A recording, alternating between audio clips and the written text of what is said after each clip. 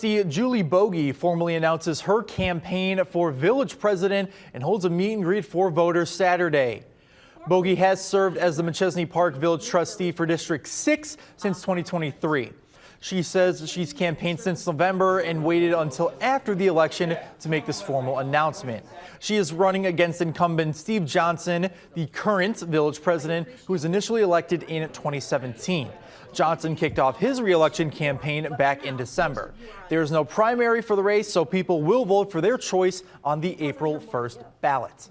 I think I bring a different and a new enthusiasm and energy. After I became a trustee, I had a lot of meetings with other government officials and other business leaders, and I just really developed a passion for this.